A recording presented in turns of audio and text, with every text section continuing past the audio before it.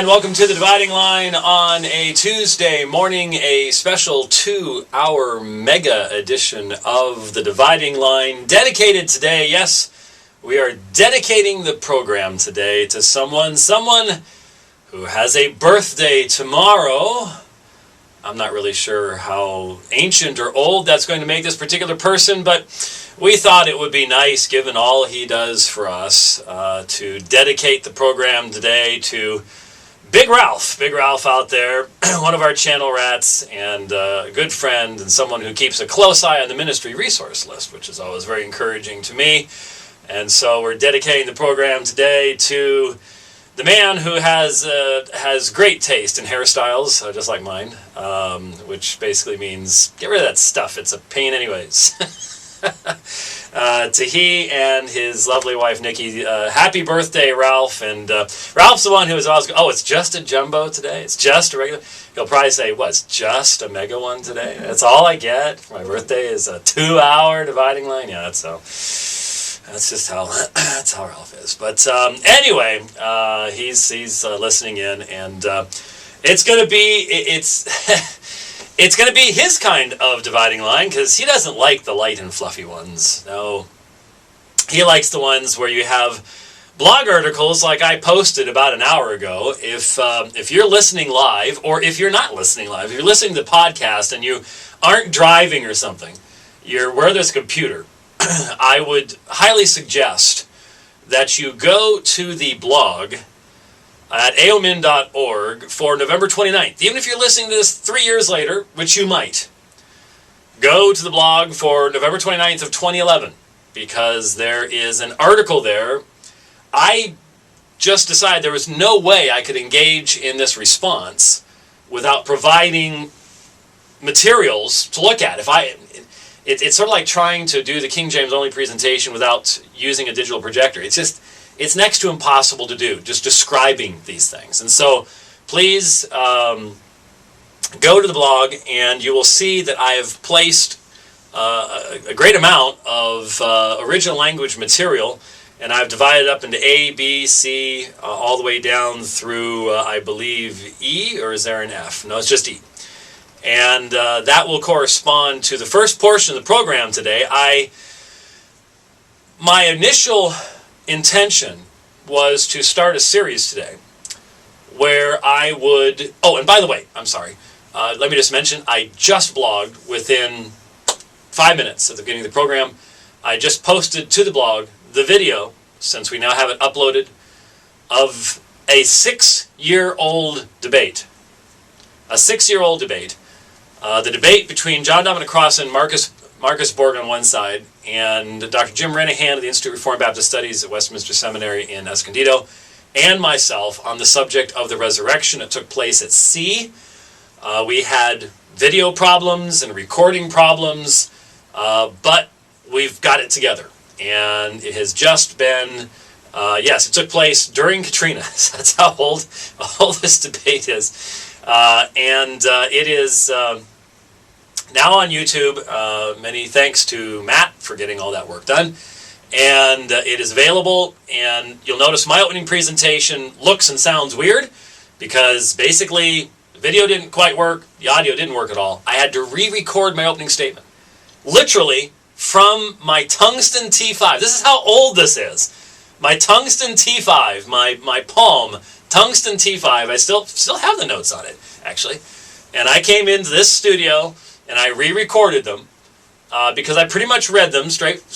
So it fits in the time parameters. It's the same material that I presented, and so we re-recorded that, and then the rest of it goes on from there. So there it is, available to you if you want to see that debate. I thought it was a very interesting debate, and I am so much bigger then than I am now. I was up near 250 at that point, and I'm around 180 now. So yeah, major difference. Much more of me in there than needed to be. But anyways, that is on the blog. Now, that's right above reference materials for the Dividing Line of November 29th, 2011. My intention today was to begin a series where I would be responding to the debate that took place a week after I had my debate with Abdullah Kunda in Sydney. A debate took place between Dia Muhammad and Samuel Green. And Dia Muhammad made all sorts of really interesting statements. And in fact, I haven't written to him yet, but I can tell Abdullah Kunda was in the audience because I heard him ask a question. And I know that Abdullah Kunda knows that Dia Muhammad's arguments were really bad. I mean, just on a factual level, that the things he said about the history of the Bible are just not true. They're common misconceptions amongst Muslims. And I want to write to Abdullah and say, have you talked with Dia Muhammad? Because you know better than this. So how do you handle that? I mean, on my end, I've gotten a black eye and a bloody nose more than once for daring to point out that people on my side aren't being overly accurate in the statements they make about others. So does that happen on the Muslim side too? Are there Muslim apologists will say, hey guys, we need to step up the study here a little bit. So anyways, we're going to listen to Dia Muhammad's comments, and because it's not because they're high-end comments, because they're really not. I mean, his knowledge of the Bible is very much second, third, fourth hand, but because they're so common. This is what you will hear from Muslims all the time. And so sometimes we have to, deal with that kind of stuff too. Then I also want to review the recent Bart Ehrman and Dan Wallace debate. I especially want to respond to Bart Ehrman's presentation, and I've got a chance to listen, I think on Thanksgiving Day actually, to that debate. And so two very important subjects. It's going to take a lot of time. We're going to do a lot of depth on a lot of things, but that's what I was going to do. Then Friday night, I did a debate, and I'm going to list it as one of that's debate number 112, because it was moderated, and it was sufficiently long, and of sufficient quality to be called a debate, I believe. And it was a debate with Patrick Navas, that's Navas. You know that over the past couple of weeks I have responded to various of Mr. Navas's comments in his book, 600-plus page book, Against the Trinity. And we did our debate. I linked the material that night. Chris Date, who was the moderator, it was on his podcast, got the material put together at blinding speed, very, very fast. And I posted the material, and I leave that to the audience to decide how those debates went. We move on from there. I thought it went great. But I had no intentions of doing anything more about it. Move on, so on and so forth. But I had the sneaking hunch. Folks, I've been doing this for almost 3 decades now. And while that's not as long as some people have been, there aren't too many folks that have been doing what I've been doing for as long as I've been doing it these days. And after a while, you sort of get a hint as to what kind of people you're dealing with. And I just had the feeling all along that once that debate was over, that wasn't going to be the end of the discussion. And there are a cadre of young, very young, anti-Trinitarian, Arians, subordinationists, Unitarians out there. And they really, really, really want attention. But they really can't gather an overly large audience. And from what Rich tells me, we get emails pretty regularly from some of these guys looking for attention. Did you know that you've been mentioned by so-and-so on such and such a blog site? Well, if I even took the time every day to read everything that's said about me on blogs, I would get almost nothing else done, and it would be a rather depressing life. So I don't even, be perfectly honest with you, bother. But I had a feeling that if I did this debate on Chris Date's program, that it might open up the floodgates to all these guys all of a sudden going, hey, now it's my shot. Okay, Patrick got his 2.5 hours to almost 3 hours of fame. Now it's my shot. I want to, because it's a big feather in some people's cap. I debated James White. That's why you see so many people. I debated James White. And they go, I don't remember that guy. And then they say, well, I sent you an email. I may never have even seen it, but I debated you. Or if I do respond, I might respond one. Well, I debated James White. You sort of feel sad for those folks. But anyway, I just had a feeling that something was going to, and of course it did. And Mr. Navas keeps sending me notes, and he wants to argue about this minute point and that minute point, and within 24 hours, it was like 24 hours later. In fact, I think it was the next morning, so it might have been within like 12 hours. A guy named Dave Barron, who I guess also has a self-published book against the Trinity. At least I think it's self-published. I could be wrong. It's an ebook. Let me take that back. It's an ebook. Are ebooks published? Bart Ehrman's putting out an ebook pretty soon on whether Jesus existed, and his conclusion is he did, which should be interesting. Remember the Infidel Guy program? Yeah, that was interesting. Anyways, he put out a YouTube video, and I didn't know about it. I don't have a Google thing set up where I look for stuff on my name. You know how I found out about it?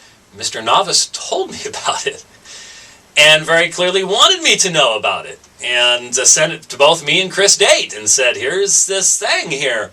And so I'm like, oh, man, okay. When do you stop?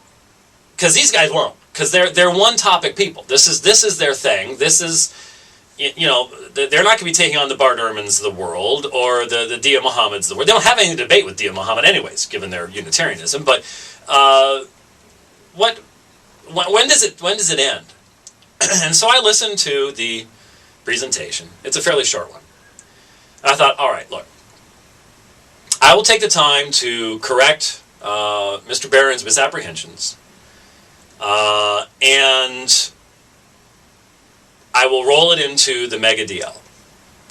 Well, as soon as I said, well, I might. Well, as soon as you should have him on to talk to. Oh, now I have to have a debate with him. Now remember, if he's written a book, if I'm going to have somebody on the program, if I'm going to take somebody on, you know what I think I need to do? I actually think I need to read their book, and I don't have any interest in doing that. I really don't. I mean, there's nothing new here, but I just think that's the responsible thing to do. And I already invested many hours in the 600-page tome in preparation for Mr. Navas. It's evidently these guys do not want me writing any more books because they think they can tell me when I need to do these things. And so I'm like, no, I'm not interested. Well, these guys really do think, hey, if you're going to respond to me, you need to have me on. You need to give me an opportunity. It's like, really? No one asked me. I don't remember Mr. Navas writing to me. Maybe he did. Maybe I didn't get the emails. But writing to me while he was writing his book and asking me to give responses or something to what he was saying in his book at that particular point in time. And I think my name appears about 152 times minimally in Mr. Navas's book. So anyway, so what I'm going to do is I'm going to go through Mr. Barron's presentation, and I'm going to respond to it, and then we're going to move on. And I think, hopefully, by putting the material on the blog, we will be able to make this useful to folks. It's going to be at a little bit deeper level than some folks might be comfortable with, but that's okay. And in fact, if you haven't listened to the debate yet, that's going to be, it might be even more difficult to follow. But if you have, then hopefully this will be a good follow-up for you and will be useful to you. So I hope that this will be of assistance, and so on and so forth. So again, go to the blog and open up the article reference materials for the dividing line, November 29th, 2011. And that is what we will be using during the program here. I'm actually trying to get this on this one screen to, oh, there it is, get a little wider here. Will it fit? Barely, there we go. And hopefully this will be of assistance to you as we listen to what Mr. Barron had to say. All right, let's, we've got the volume up and ready to go. Let's listen to Mr. Barron's comments, I will, of course, be starting and stopping as we go along. I just had the opportunity to finish the debate between James White and Patrick Navas on the subject of the Trinity.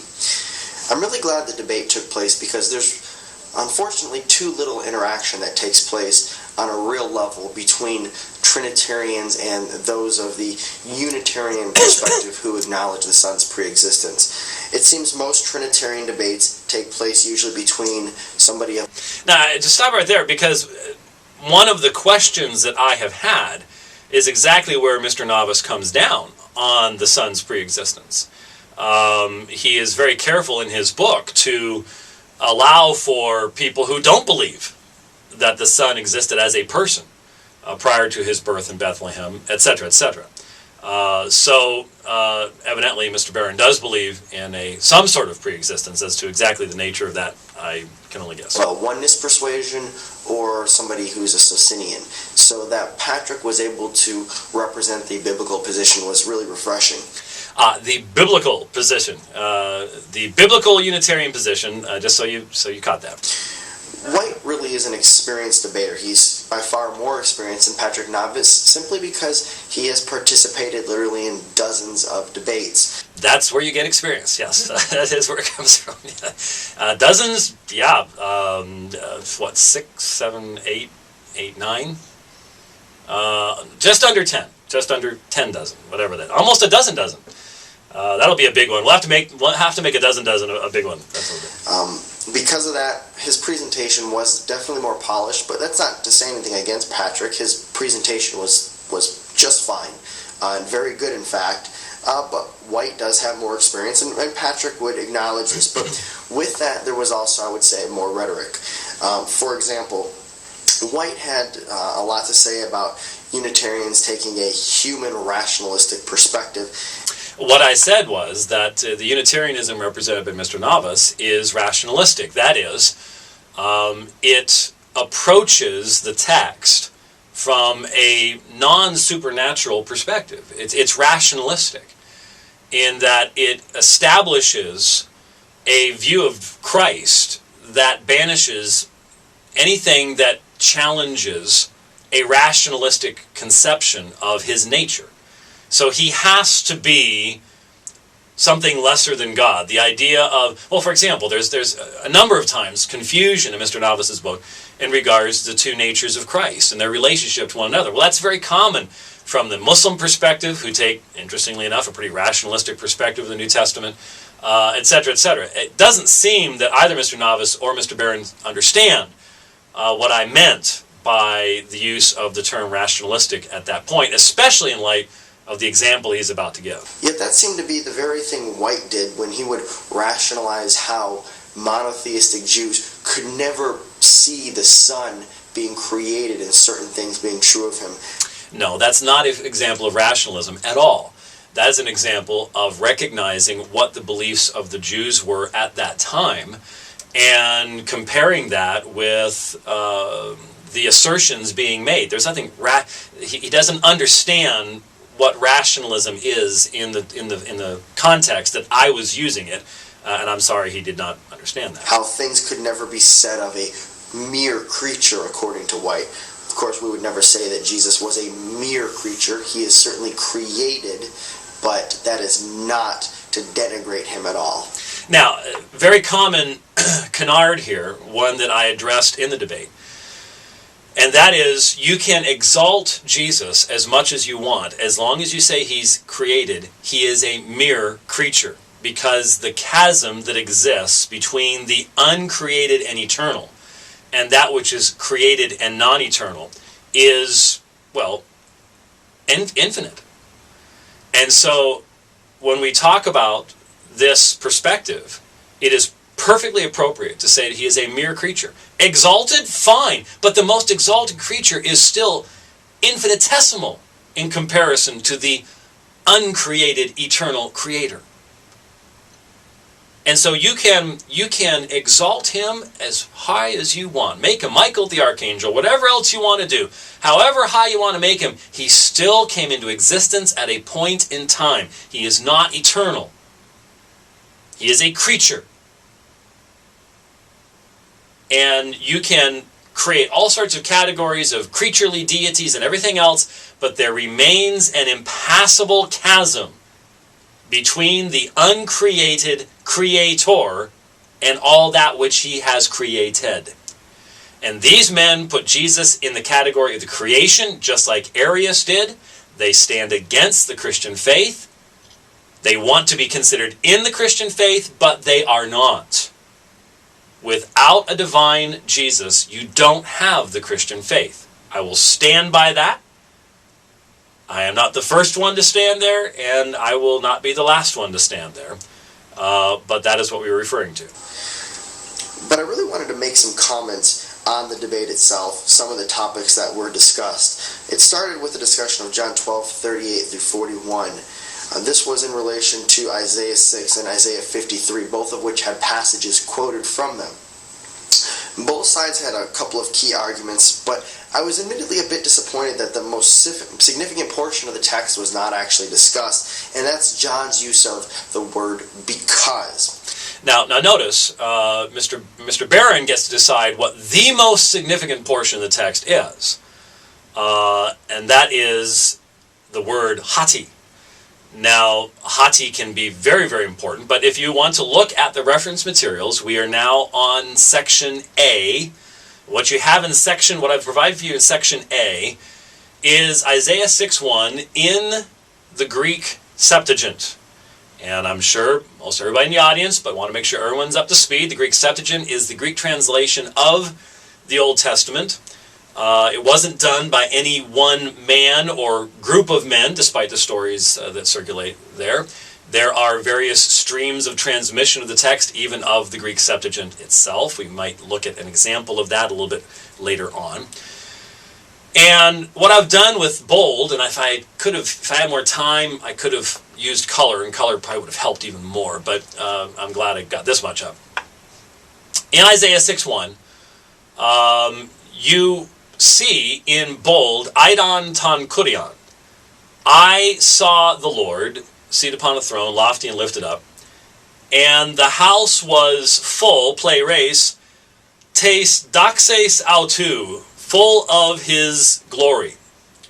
And so you have Eidon, first person of Horao, I saw the Lord, and then you have in the same sentence, tes doxes autou, as part of that which is seen by Isaiah, as he then goes on to describe what he sees, and then quotes from what he sees in Isaiah 6:10, which comes into John chapter 12, verse 40. Then I gave you the Greek of John 12:41, tauta ipen Isaias, hati eiden tein doxon autou, and he spoke concerning him, periautou. And I have bolded Isaiah, these things Isaiah said, because he saw his glory and he spoke concerning him. Now, to understand this issue, you need to understand what the argument is about. And again, if you didn't listen to the debate, it's going to be difficult to understand why there is the argument here. As I have said for a couple weeks now in reviewing Mr. Navas' material, what Unitarians do is they read out of the text anything that would contradict their position. Since theirs is a reductionistic position, reducing Jesus down to something less than what he is, then that evidence of the greater elements of Jesus' existence that their theology would not allow for have to be ignored, explained away, said not to be significant, read out of the text. And we saw examples of this already, and I provided a number of examples during the course of the debate. Now, when Christians look at John 12:41, the argument is not that Isaiah never said anything about the Messiah, because basically what the Unitarian is saying is, well, Isaiah, he saw the glorious ministry of the Messiah, and that the Messiah would be rejected, and he talked about the Messiah, and that's all John 12:41 is about, is that Isaiah saw the glory of the Messiah, and that the Messiah would be rejected. And he spoke about it. That's all it can mean. Now, Christians down through the ages have gone, well, that's quite true. Isaiah, who would ever dare question that Isaiah has a tremendous amount of information concerning the messiahship of Jesus and the ministry. Just read Isaiah, the suffering servant passage in Isaiah 52 and 53. Wow. Just incredible stuff. 700 years for the Messiah. Use it all the time. But is that all? Because you see, what's not stated openly but needs to be seen is that for their position to survive, John 12:41 cannot be a reference to Isaiah 6:1. Can't be. What they're saying is these things Isaiah said because he saw his glory elsewhere and he spoke about the Messiah, but it can't mean that Isaiah saw the glory of Yahweh and spoke about him. No. Because if that's the case, then John is making an amazing statement here, because he goes on in verse 42, yet many, even the rulers, believed in him, and the only him in the context of Jesus. And so if John 12:41 is in fact a verbal parallel to and drawing from Isaiah 6:1, then not only is it talking about and fulfilling everything Isaiah prophetically said about the Messiah, but it's also telling us something about the nature of the Messiah that, well, we as Unitarians, we don't believe that, so it can't be there. It can't have a reference to that. No. See? And so I bolded it so you can see for yourself. Now, I asked Mr. Navas during the cross-examination, do you know of anywhere else in the book of Isaiah where Isaiah is said to have seen the glory of anyone? Seen the glory of anyone. And he wasn't aware of any place. Now, skip past Isaiah 53:2 for a moment. You'll see in Isaiah 66:18 and 19, there are some references there. You've got Opsantai tain doxon mu. They will see my glory. And then in 66:19, you've got Harao there. Hearakasin tain doxon mu. But that's Uda. It's after an ug, so it's talking about not. I wondered if he might go there, but they are not Isaiah talking about seeing the glory of Yahweh. So, my argument was, and remains, that when you ask the question, you just quoted from Isaiah 6, a famous passage, well known amongst the Jews. And the Jews know how this section begins. They know that Isaiah saw the Lord lofty and lifted up. And if you're looking at your translation, please note something. This is something that's even more significant. This is found in my book. It's in a footnote, but if you don't read the footnotes in my book, you don't get it. You might be confused by something if you're looking at an English translation that translates only the Masoretic Hebrew text. Because the English translation says, and the train of his robe filled the temple. But there is a textual variant. The Septuagint disagrees with the Masoretic text. And the last line, as you see in the blog article, is ha oikos tes doxes autou. Pleres ha oikos tes doxes autou. And the house was full of his glory. The very same terminology that John chooses to use. And so when you ask the question, where in all of Isaiah did he see his glory and speak concerning him, the Unitarian, assuming his Unitarianism, has to disassociate Isaiah's seeing of the glory of Yahweh and speaking about Yahweh. That has to be gotten rid of. it has to only be about the Messiah. It can't be about both, because you see, they don't have the Jesus we have. Because we can affirm everything it says about the Messiah and his ministry and its glory and everything else. But you see, we recognize that Yahweh became flesh. We don't assume Unitarianism. We recognize that the name Yahweh is used of the Father, and it is used of the Son as well. Not merely as a representative, not merely in some extended fashion, but in ways that can only communicate that it was Yahweh who became flesh. Now, if you're a Unitarian, you assume, oh, that's not possible because that would be the Father.